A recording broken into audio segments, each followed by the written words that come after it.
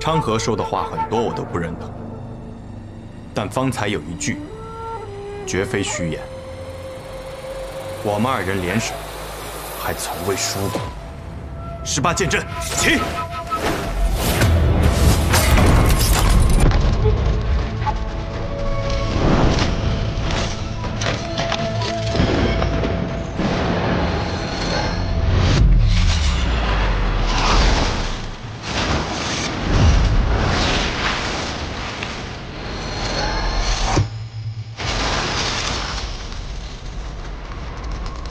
痛快，痛快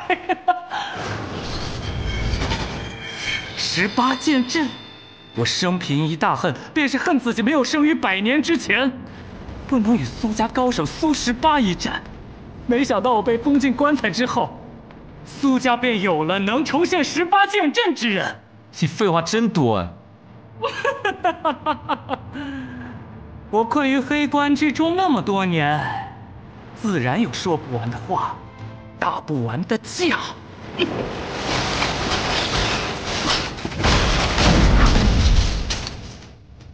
你这些剑还不足以对我，让我看看你那真正的一剑。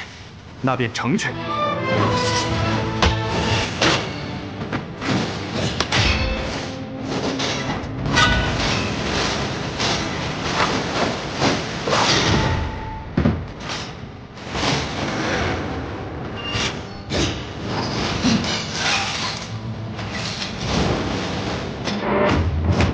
续剑，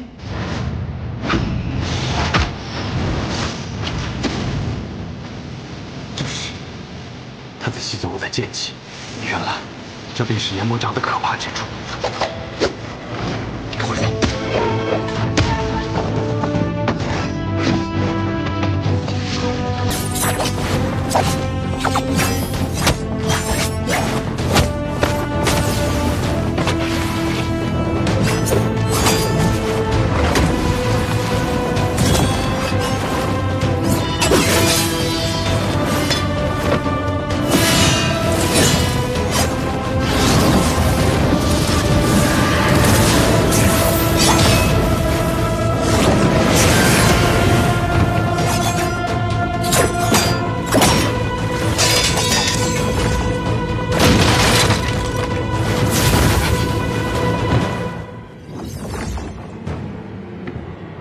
愚蠢，竟然敢跟我对阵！看看愚蠢的那个人到底是谁吧。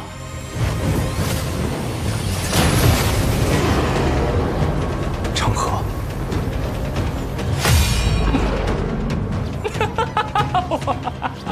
哎呀，没想到啊，这暗河之中除我之外，居然还有这般大逆不道之人啊！你居然也偷练炎魔掌了？什么叫偷练？按照现在的结果看，我这叫提前练。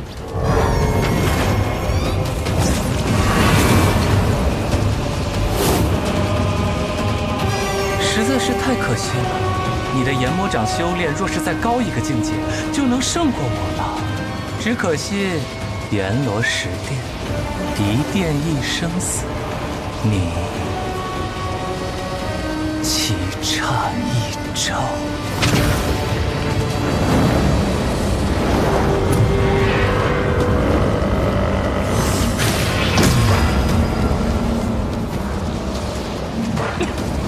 该死，是棺材里爬出来的家伙，内力怎么会如此深厚？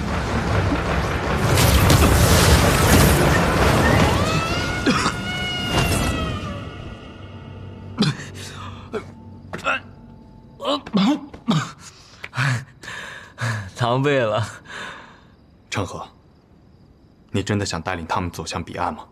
自然，虽然这只是一个开始。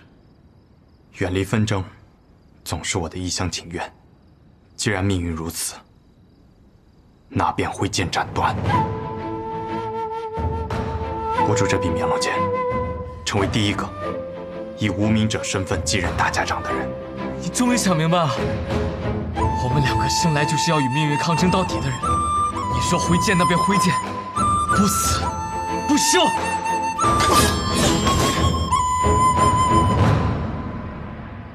我为你寻找这一剑之计。狂妄！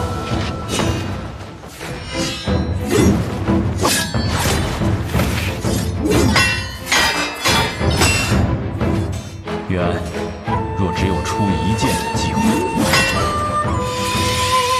便闭上眼睛，相信自己内心最坚定那一刻的判断。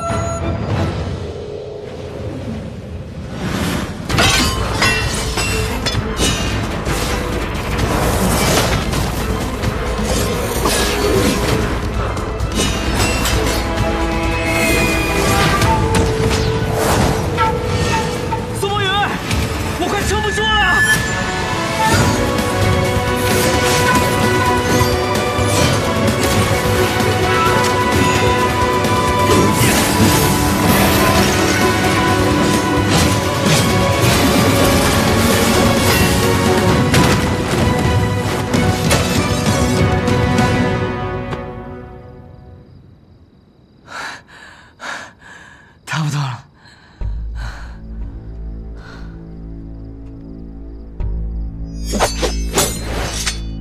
方才那一剑伤了你的心脉，若你执意在这，必死无疑。你们两个叫什么名字来着？苏沐雨。老子苏长河。哼，很好，一听就是要名扬天下的名字。我们还会再见的。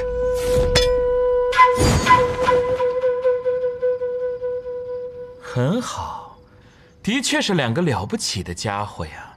那便期待我们的下次重逢。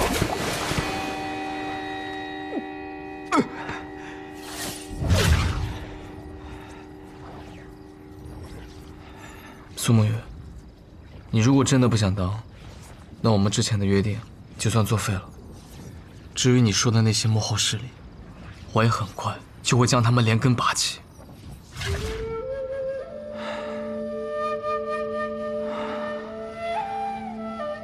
好，但炎魔掌这门功法太过危险，一不注意便会反噬己身。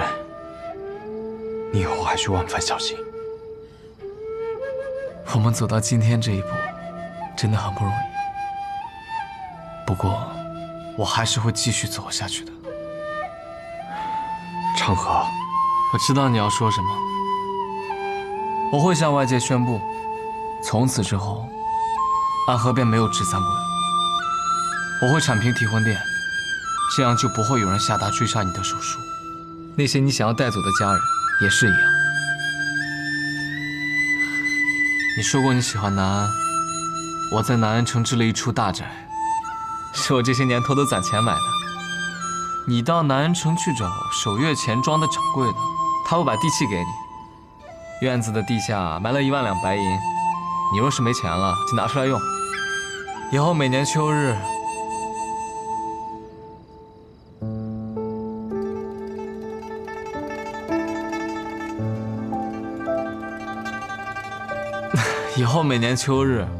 南安城桂花满城的时候，我会去找你饮酒。当然，你不想让任何人，包括我知道你行踪的话，你也可以不要那间宅子，转手卖给守月钱庄的掌柜的就行。但是，每年秋日，南安城桂花开时，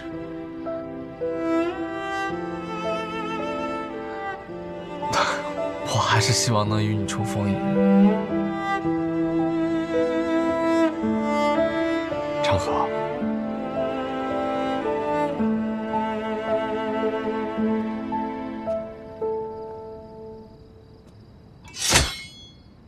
你本来就不属于这个地方，离开这儿也是必然。而我，从小就是从尸堆里爬出来的，生命在我这里，本来就是不值一提的东西。我离开了，反而不知道去哪儿。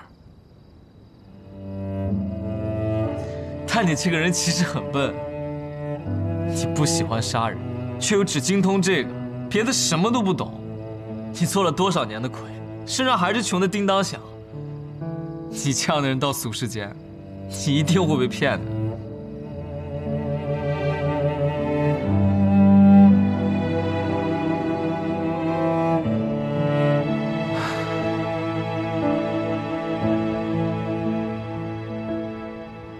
再见了，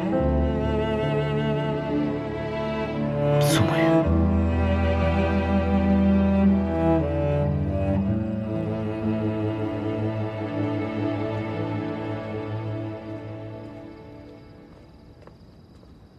你说我笨，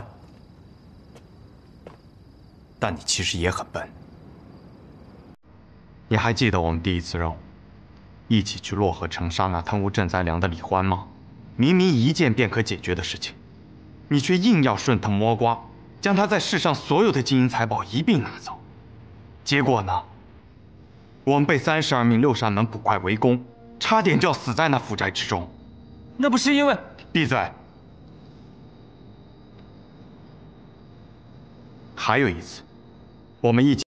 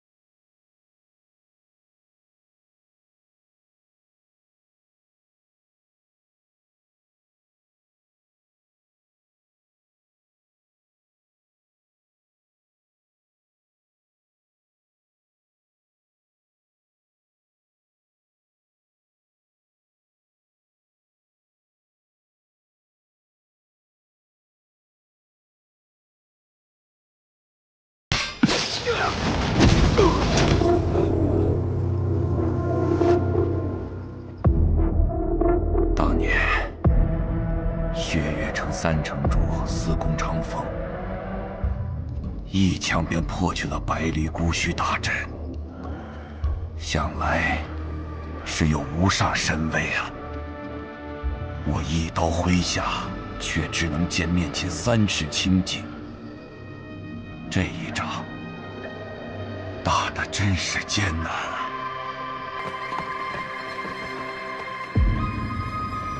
木子哲还是跑了，剩下的穆家子弟和谢家子弟都已经投降了。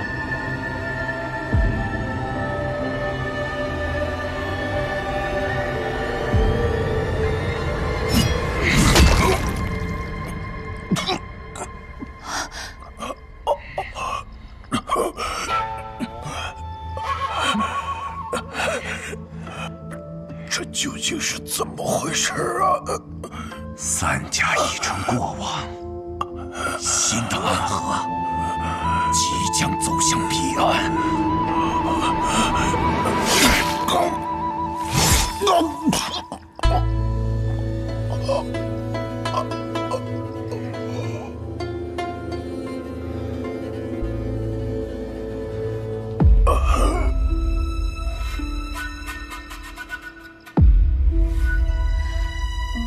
去和苏昌河他们会合吧。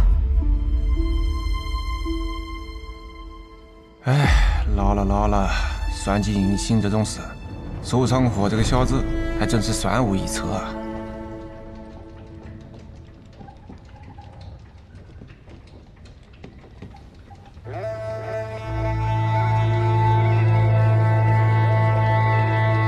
你做了一个可怕的决定，大家长。我已经不是大家长了。我信过孟，也信过苏，却从未能走出过这片河。或许这样的变革能够带来新的暗河，能够成为这个天下不一样的那个影子。天真呐，影子就是影子，走不到光明的地方的，那我便看看。只是大家长，无论结局如何，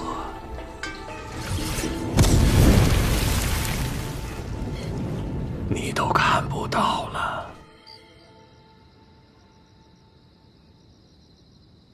苏家苏昌河得先任大家长认可，赐绵龙剑，即今日起任暗河大家长之位。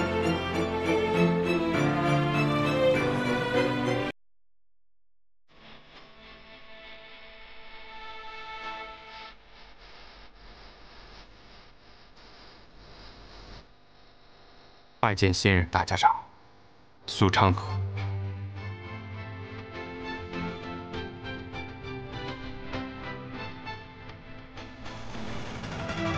拜见大家长。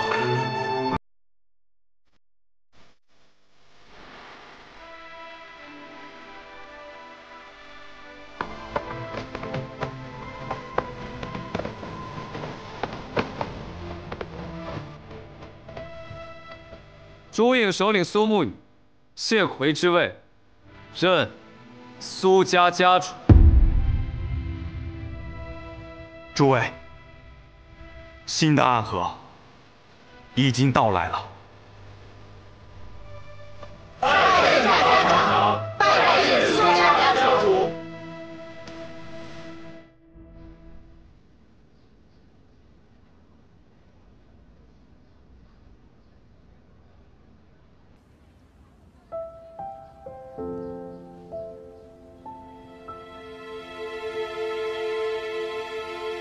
唐凌月，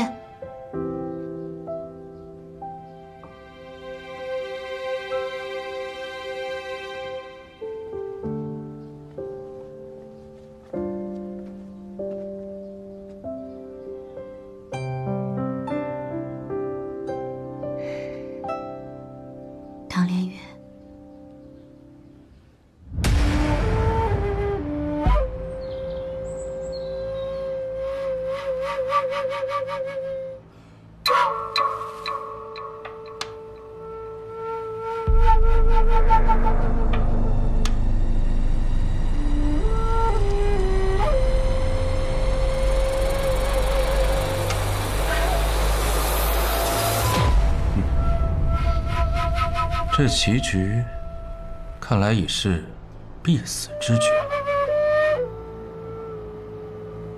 所言尚早啊。倒是没错，绝境之中，何尝不会出现神之一手呢？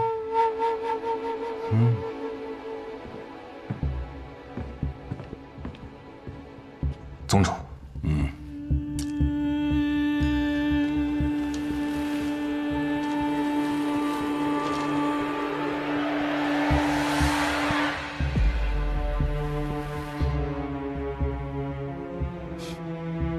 看来，真正和宗主对弈的对手，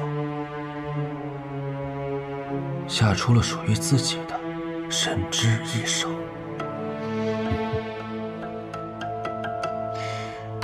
两个年轻人，居然，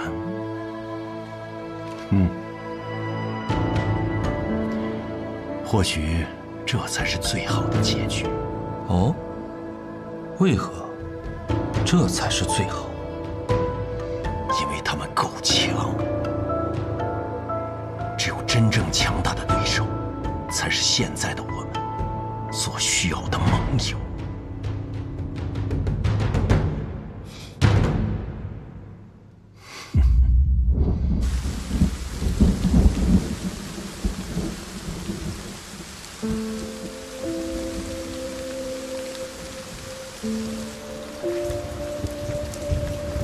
拿好啊。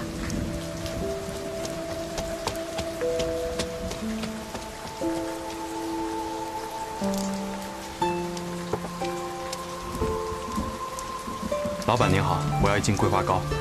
一斤桂花糕。对，1斤桂花糕。啊，好的。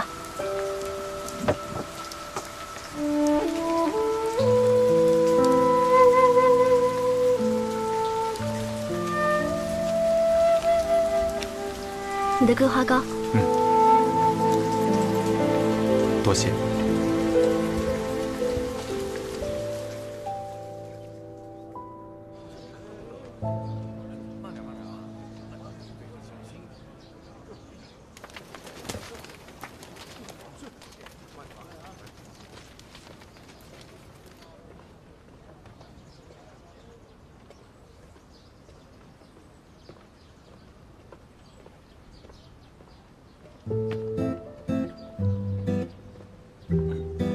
沈夜，我回来了。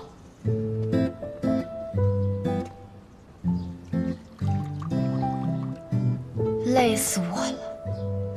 一会儿呢，等汤药稍微凉一些，就一滴都不剩的，都给我喝掉，听到没？知道的，沈夜。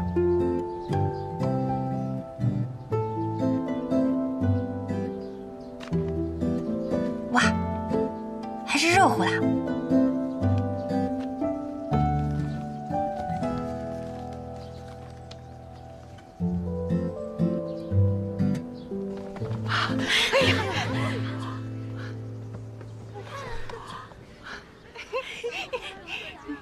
今日来的人更多了。春日无雨，风吹心动。一发病。什么病？春心动，自然是桃花痴症啦。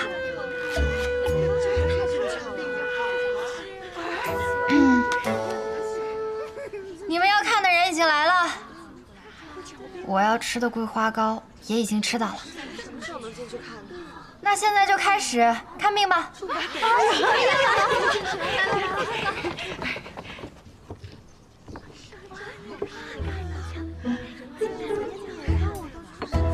什么病啊？手啊！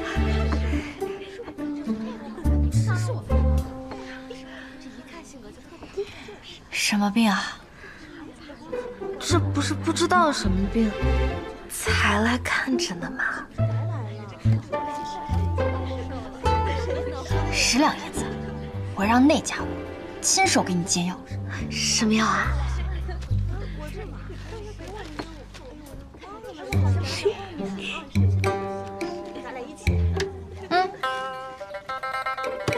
？10两银子。1两板蓝根，10两银子。你要是不要，那我就给别人喽。啊，要的要的。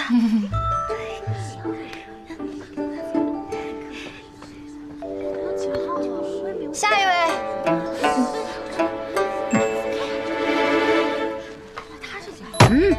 我出100两，让他喂我喝药。100两怎么够？200两。中。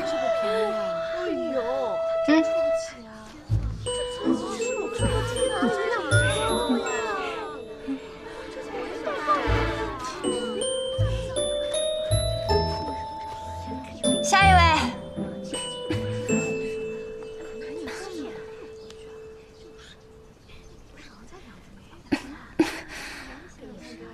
别看了，别看了，你得了很严重的病，你好好看着我和你细说，不然啊，可就活不过这个春日了。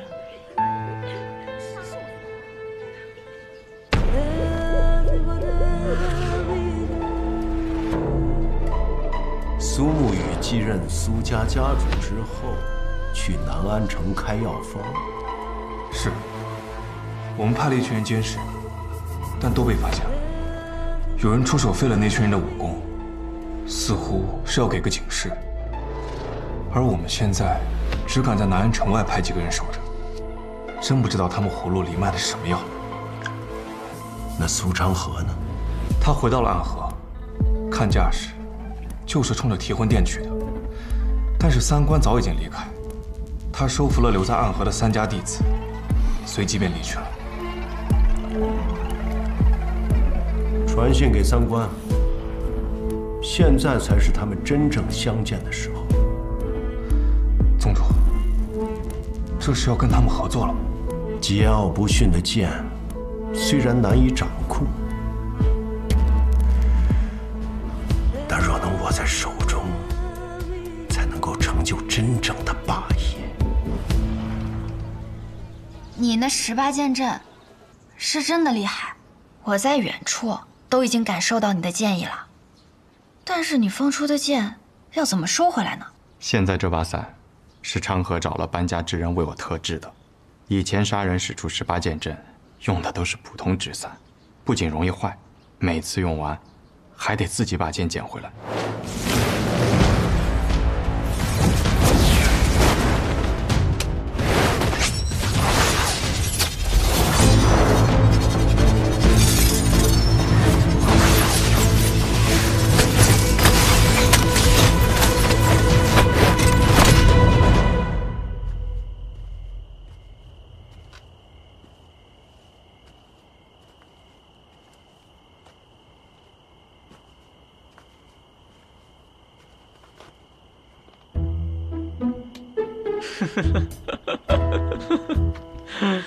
不是我说，你以后若迫不得已用这剑阵去杀人，那岂不是还得从一具具尸体里把剑给拔回来？世间哪有你这样的杀手啊！完成任务即可，他们已死，也看不到我这般捡剑的模样。哼，我以后啊，一定多接些任务，存钱给你定制一把好伞，要不然和你合作出去杀人，多丢人啊！给。好，真是谢谢你啊，大好人。昌河说，这不是一个刺客杀完人后该有的模样。